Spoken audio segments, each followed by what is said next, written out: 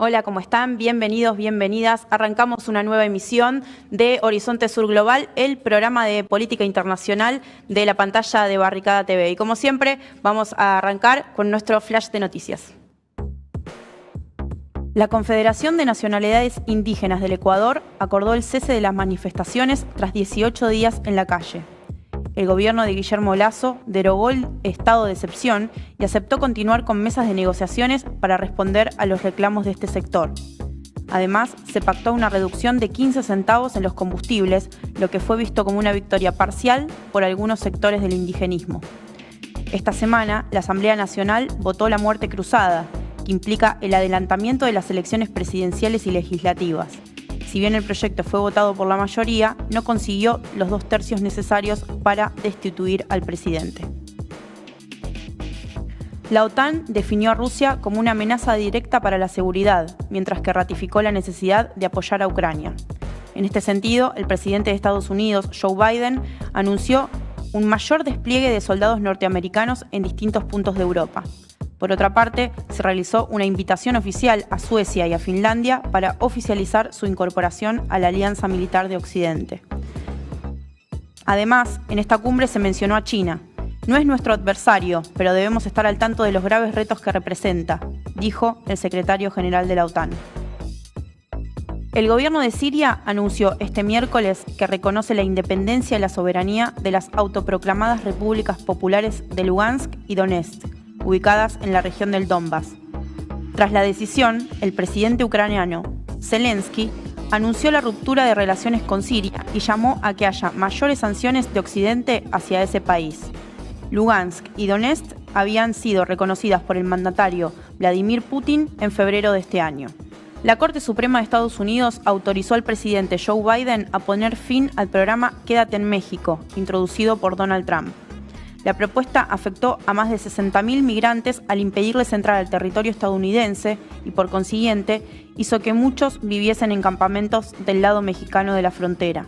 El alto tribunal dio la razón a Biden en su intención de tumbar el programa apenas 3 días después de que fuera hallado en San Antonio un camión en el que murieron por asfixia 63 personas indocumentadas, reflejo de la situación dramática que se vive en la frontera con México. La decisión judicial significa algo de oxígeno en la relación entre Biden y el máximo tribunal, teniendo en cuenta los últimos fallos adversos vinculados al aborto, la aportación de armas y la lucha contra el cambio climático.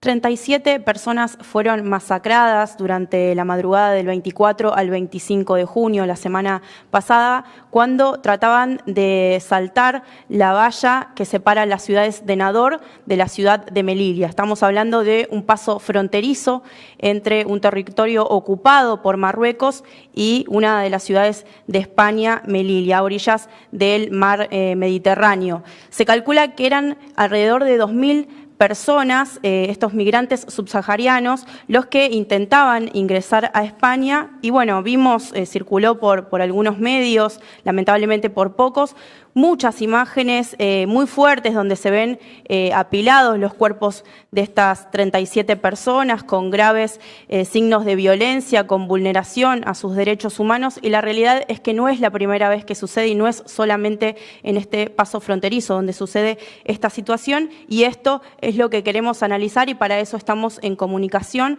con Taleb Alisalem, analista político saharaui, militante también por la autodeterminación del pueblo saharaui, quien ya está en comunicación con nosotros. Hola Taleb, ¿cómo estás? Muchas gracias por estos minutos con Horizonte Sur Global. Y empiezo preguntándote, bueno, puntualmente, ¿qué es lo que sucedió allí? ¿Cómo es el fenómeno migratorio del pueblo saharaui? Un saludo a todos, un saludo a la Argentina, es un placer estar con ustedes hoy y muchísimas gracias por intentar arrojar un poco más de luz sobre este asunto. Lo que está pasando en la frontera de Marruecos con España es algo que ya llevamos viendo muchísimo tiempo, es algo que no es una novedad. Tan solo el pasado año, en el 2021, hemos visto cómo Marruecos abrió sus fronteras para utilizar a estas personas migrantes que llegan huyendo de guerras, de dramas personales, llegan buscando un futuro mejor para llegar a Europa, y Marruecos Marruecos lo que hace es instrumentalizarlos básicamente para presionar a España, para presionar a Europa. Como siempre, tenemos de fondo la cuestión del Sáhara Occidental, que es esa, pues eso, colonia que todavía sigue pendiente de descolonización. Es una colonia española que la ONU sigue reclamando a España que haga una descolonización de ese territorio. Es un territorio muy rico que lo ocupa Marruecos y digamos que todos estos problemas que estamos viendo tienen de fondo la cuestión del Sáhara Occidental. Marruecos ha utilizado a lo largo de los últimos 25 años la inmigración, ha utilizado a estas personas como hoja de presión política. Como digo, el pasado año hemos visto cómo Marruecos abrió sus fronteras para lanzar a 10.000 personas en pocas horas. Muchas de ellas murieron en el mar, muchas de ellas murieron en ese intento de cruzar la valla de la ciudad de Ceuta española y era un modo de presionar a España y España finalmente cedió a los chantajes. Estamos viendo también cómo Marruecos vuelve a presionar con esa inmigración y vuelve a intentar conseguir logros políticos a través de la utilización de esas personas. Lo que aquí sorprende, lo que llama la atención son las declaraciones desgarradoras e inhumanas del gobierno español. Hemos visto como Pedro Sánchez, que es el presidente del gobierno español, el máximo responsable del gobierno en España, ha declarado que lo que se ha hecho es un trabajo bien resuelto, ¿no? Lo que ha sorprendido a todos que un gobierno supuestamente progresista, supuestamente de izquierdas, tenga tan poca empatía, tan poca humanidad con estas personas y sobre todo que se alinee con Marruecos en esa instrumentalización de estas personas, ¿no? Taleb, te quería preguntar puntualmente, ¿cuál es la situación que vive el pueblo saharaui? ¿De qué están huyendo particularmente? Bueno, el pueblo saharaui es un pueblo que lleva 50 años casi luchando por esa descolonización. Fue colonizado por España, es el único pueblo árabe que tiene el español como segundo idioma oficial, ya que fuimos colonia española durante más de un siglo. Y bueno, lo que hizo España es no descolonizar ese territorio, es decir, no entregar la soberanía al pueblo saharaui, que bueno, quería proclamar su república y su estado independiente. Y hasta el momento el Sáhara Occidental se sigue considerando la última colonia en África. Lo que pasó es que el Sáhara Occidental es un territorio muy rico y Marruecos lo ocupó una ocupación militar de una forma ilegal. Y esto es lo que conlleva todos los problemas que estamos viendo, porque Marruecos está intentando que el mundo, que España, que la Unión Europea le reconozcan la soberanía sobre este territorio que ocupa de forma ilegal, algo que la Unión Europea ha rechazado porque ha dicho que se trata de una descolonización pendiente y es el pueblo del Sáhara Occidental el que tiene que decidir su futuro a través de un referéndum que las Naciones Unidas lleva 30 años pidiéndole a Marruecos que permita ese referéndum. Por supuesto, Marruecos no quiere abandonar este territorio y lo que está haciendo es utilizar a la inmigración ilegal, es presionar a España, presionar a la Unión Europea buscando una legitimación sobre ese territorio que, como digo, ocupa de forma ilegal. Ahora ha normalizado relaciones con Israel, está también intentando que Estados Unidos presione por otro lado. Todo esto nace a raíz de que Marruecos busca legitimar una ocupación desgraciadamente ilegal. Mientras tanto, el pueblo saharaui vive bajo esa ocupación completamente oprimido y de esto lo tengo que decir aquí, es algo del que tenemos que ser muy conscientes. El primer responsable es el gobierno español, que no ha descolonizado ese territorio, que se lo ha entregado a Marruecos y que hasta el día de hoy los gobiernos supuestamente democráticos de España siguen cayendo y siguen negándole al pueblo saharaui su derecho a la descolonización por miedo a esto, por miedo a que Marruecos tome represalias, y Marruecos ya está tomando represalias, ya está instrumentalizando a estas personas que estamos viendo en unas imágenes horribles para lo que es la historia del ser humano, ¿no?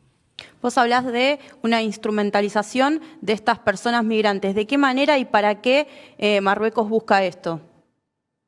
Bueno, cada vez que Marruecos ha pedido algo a España, bueno, digamos que ha ido en el sentido de intentar legitimar la ocupación al Sáhara Occidental, ya sea a través de tratados económicos o ya sea a través de tratados políticos. Entonces, en los últimos 2 años, Marruecos lleva solicitándole a España que reconozca la soberanía de Marruecos sobre el Sáhara Occidental y por eso, como he mencionado antes, ha lanzado a más de 10.000 personas hacia las fronteras españolas que por primera vez casi en los últimos 30 años España tuvo que desplegar su ejército en la frontera con Marruecos ante esa avalancha de personas que han sido utilizadas por Marruecos. Todo esto ha sido presionando a España para reconocer la soberanía, para que reconozca su soberanía sobre ese territorio que ocupa de forma ilegal. Hace poco hemos visto como Pedro Sánchez cedió ante ese chantaje y reconoció de algún modo que Marruecos tenía soberanía sobre sus territorios. ¿Qué pasó? que el Parlamento en España lo rechazó durante 3 veces consecutivas votando en contra, diciendo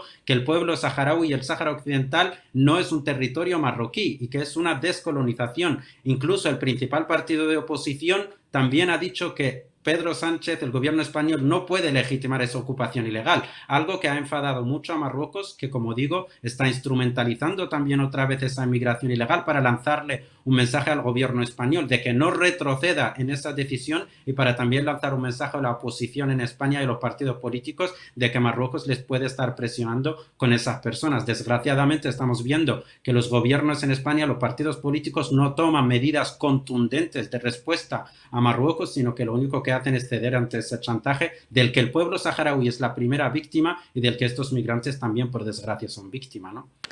Taleb, retrocedamos un poquito en el tiempo para entender un poco mejor el conflicto. Entiendo que el proceso de descolonización del pueblo saharaui comenzó en la década del 50. Si podés contarnos un poco, bueno, respecto a esto y al proyecto también expansionista y colonialista que lleva adelante Marruecos con el aval de la comunidad internacional también, ¿no?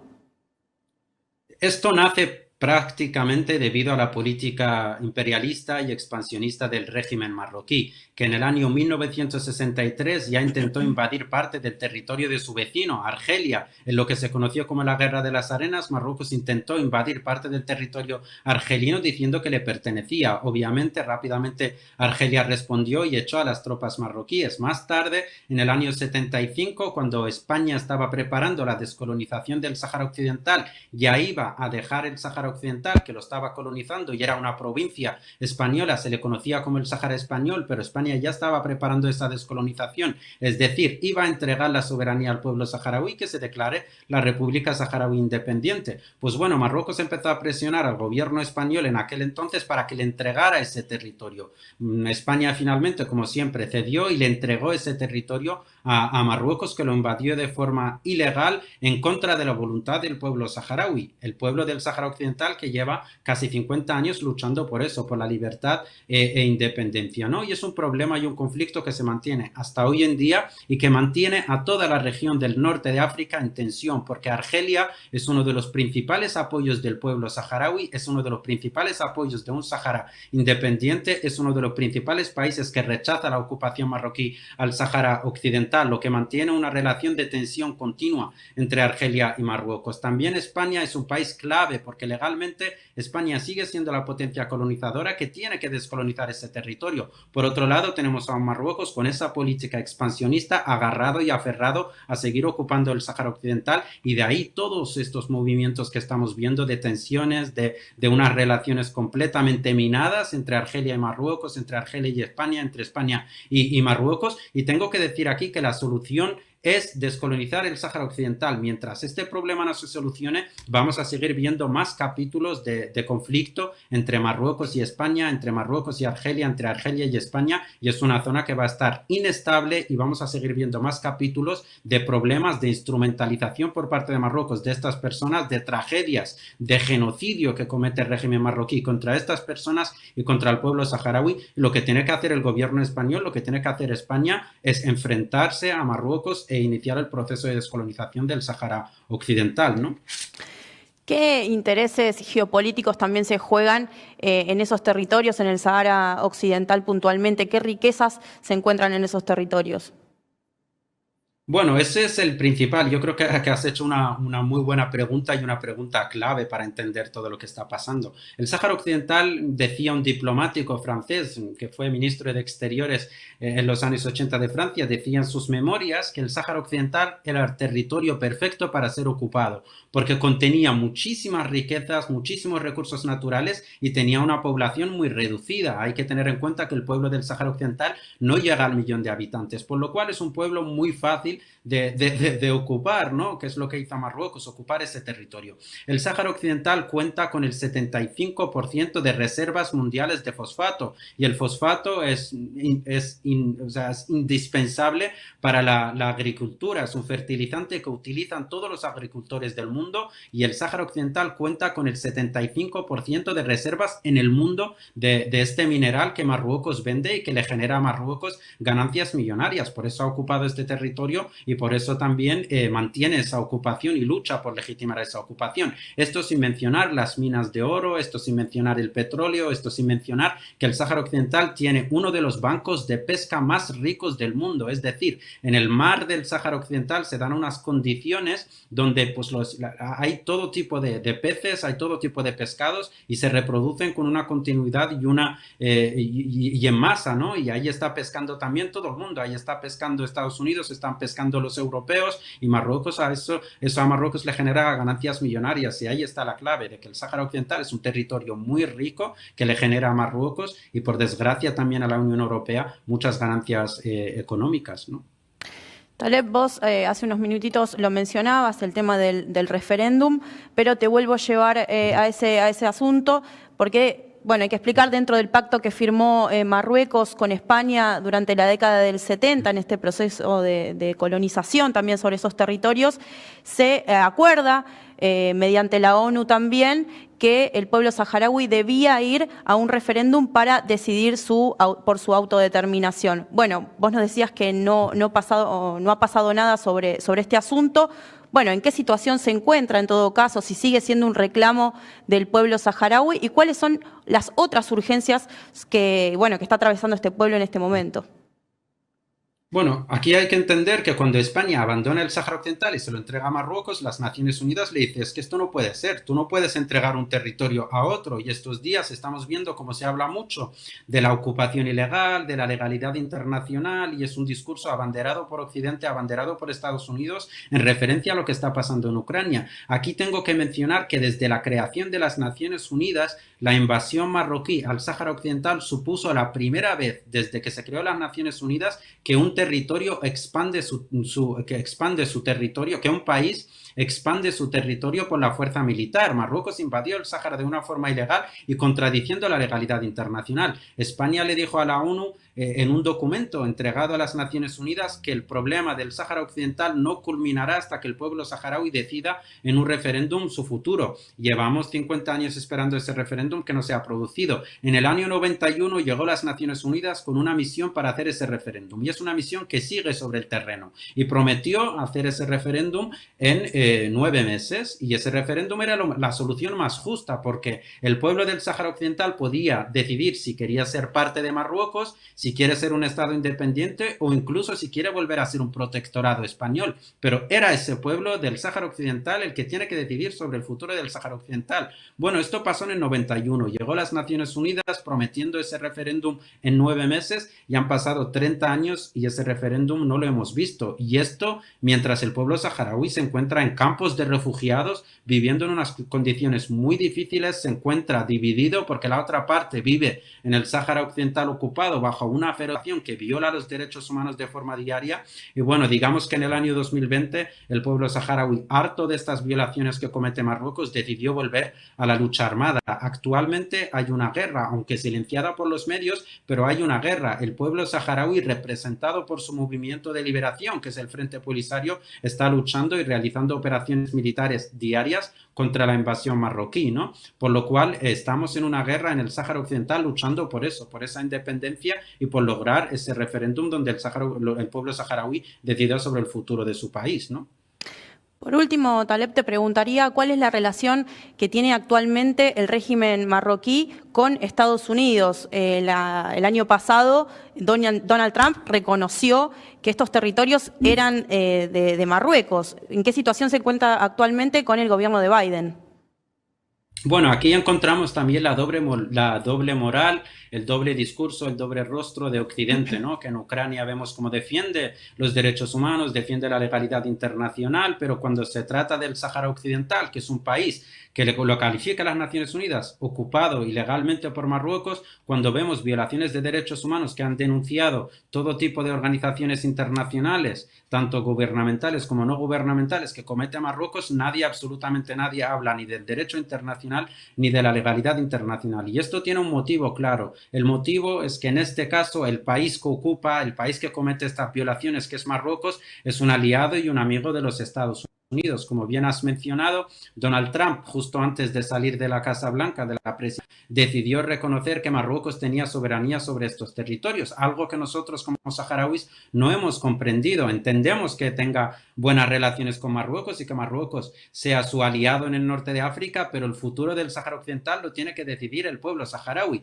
Podemos entender que Trump diese la soberanía a Marruecos sobre Chicago, por ejemplo, pero no sobre el Sáhara Occidental, que es un territorio que solo le corresponde al pueblo saharaui. Así que volvemos a lo mismo, a los juegos de la geopolítica, a los intereses políticos, a los intereses estratégicos, a los intereses económicos, de los cuales la primera víctima siempre es el pueblo, y el pueblo saharaui, teniendo la razón, reconociéndole las Naciones Unidas, la legalidad internacional, la Unión Africana, la Unión Europea y todos los órganos jurídicos internacionales que tiene derecho a construir su Estado a través de un referéndum, vemos que Marruecos, apoyado por Francia y por Estados Unidos, intenta silenciar este conflicto y intenta pisotear los derechos del pueblo saharaui, que ya digo, le reconoce todo el mundo, pero por desgracia hasta el día de hoy no tiene derecho a llevar en práctica la soberanía sobre todo su territorio, ¿no? Taleb, te agradecemos mucho estos minutos y bueno, siempre esta pantalla abierta para la lucha del pueblo saharaui. Muchas gracias. Muchísimas gracias. Ha sido un placer estar con ustedes en Barricada Televisión y un placer. Nosotros y nosotras nos vamos a un corte y ya regresamos.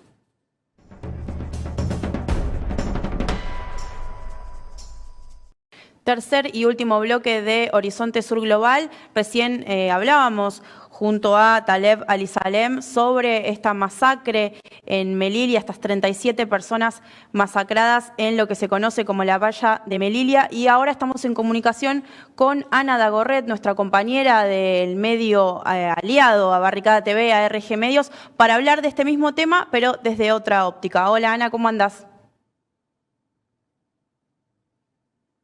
Buenas noches también a toda la audiencia. Sí, vamos a hablar un poco, no solamente sobre lo que sucedió en Melilla, sino también de lo que vimos que sucedió en Texas, ¿no? Donde básicamente unas 50 personas fueron encontradas muertas en el cajón, en la caja de un camión en la ciudad de San Antonio, porque básicamente estos son hechos que comparten la misma raíz, ¿no? Tanto las personas que fueron masacradas en Melilla como las personas que fueron encontradas muertas en San Antonio, son grupos de desplazados que buscaban justamente cruzar la frontera y empujados básicamente por situaciones de hambre, de pobreza, de violencia, de guerra, ¿no? Impulsadas por el imperialismo y sus intervenciones a lo largo y ancho del sur global, en Asia Pacífico, en Asia Central, en África y también en América Latina, ¿no? Estas son situaciones que han producido estos países, ¿no? Los miembros de la OTAN muchas veces. De hecho, hay un informe de la Universidad Brown que establece que desde el 11 de septiembre del 2001, cuando comenzó la guerra contra el terrorismo, unas 38 millones de personas se han visto desplazadas de sus hogares solamente en lo que es el territorio de Afganistán, Irak, Pakistán y Siria, y también Libia, ¿no? Sin contar lo que son los países de África y los países de América Latina, con lo cual tanto la situación en Melilla como la situación en San Antonio son situaciones, como les decía, que comparten la misma raíz y que también comparten un mismo abordaje, porque tanto de parte de los países de la Unión Europea como de parte de Estados Unidos, lo que hay es un abordaje militarizado y no una respuesta política a esta problemática, ¿no? A lo que se llama como crisis, a lo que mal se llama como crisis migratoria, porque en realidad se trata de una crisis de desplazado, como les contaba, ¿no? Grupos de personas, miles de personas, millones que todos los días deben abandonar sus hogares porque no consiguen las condiciones mínimas de vida. Y esta respuesta militarizada se da no solamente a través de la represión, como vimos en Melilla, ¿no? Por parte de las fuerzas de seguridad de Marruecos, sino a través de acuerdos bilaterales. Podemos citar, por ejemplo, los acuerdos retomados entre España y Marruecos, a través del cual España reconoce al territorio de Sahara Occidental como parte del Reino de Marruecos, a cambio justamente de que Marruecos disponga las fuerzas de seguridad de su país para reprimir violentamente a los grupos de desplazados que llegan a la frontera europea de estos territorios españoles, ¿no?, que están ubicados en el continente africano. Podemos mencionar también el acuerdo que la Unión Europea tiene con Turquía, a través del cual todos los desplazados que atraviesan Europa por Turquía son devueltos a Turquía y deben permanecer en ese lugar esperando por su solicitud de asilo, a cambio de que los gobiernos de la Unión Europea reconozcan a los grupos separatistas kurdos como grupos terroristas, ¿no? Estas son las exigencias de Ankara. Y también tenemos que tener en cuenta lo que ha sido el acuerdo entre Estados Unidos y México, que se conoció como la iniciativa Quédate en México, a través del cual justamente las personas desplazadas que llegan a la frontera con Estados Unidos deben aguardar la solicitud de asilo en el territorio mexicano, ¿no? A través del cual obviamente Estados Unidos se ve beneficiado por justamente no tener que cargar, ¿no?, con la responsabilidad de recibir a estas personas, pero también el gobierno mexicano se ve beneficiado porque recibe por parte de Estados Unidos cierto presupuesto, ¿no?, para poder no solo blindar la frontera, sino también para disponer de fuerzas de seguridad mejor equipadas para poder contener violentamente a estos grupos de desplazados. Con lo cual es importante empezar a pensar estas situaciones como las de Melilla, como también lo que vimos en Texas, como situaciones que van a ser, infelizmente, ¿no?, cada vez más frecuente en el resto del mundo, principalmente en las fronteras de Europa y de Estados Unidos, porque bueno, mientras más se profundiza la desigualdad a nivel mundial, más grandes serán las oleadas migratorias y lamentablemente más violenta será la respuesta de los países centrales. Sí, una respuesta militarizada y una doble vara también de la comunidad internacional, ¿no? Como si hubiera migrantes que sí y migrantes que no. Lo vemos con el conflicto entre Ucrania y Rusia también, ¿no? Exactamente. El problema que existe con la situación en Ucrania es que básicamente les sirve, ¿no?, a los miembros de la Unión Europea y también a Estados Unidos la recepción de estos grupos de desplazados ucranianos, no solo por una cuestión racista, porque los ucranianos se parecen más a los europeos y a los estadounidenses que por ahí los latinoamericanos o los africanos o los asiáticos, pero también por una cuestión de que Estados Unidos, los miembros de la OTAN también vienen enviando armas al gobierno de Ucrania para justamente poder hacerle frente a lo que fue la operación militar rusa, lo que está haciendo la operación militar rusa. Entonces, digamos, les sirve a los miembros de la Unión Europea y a Estados Unidos tener una postura como más solidaria, como les decía, no solo por una cuestión pura y exclusivamente racista que existe, sino por una cuestión estratégica, lamentablemente, ¿no?, porque les sirve a ellos seguir sosteniendo la continuidad de esta guerra. Ana, muchas gracias por estos minutos en Horizonte Sur Global. Gracias a ustedes, compañeros. Hasta la próxima. Hasta la próxima. Y nosotros y nosotras también nos despedimos, nos reencontramos el próximo viernes a las 22 horas en la pantalla de Barricada TV.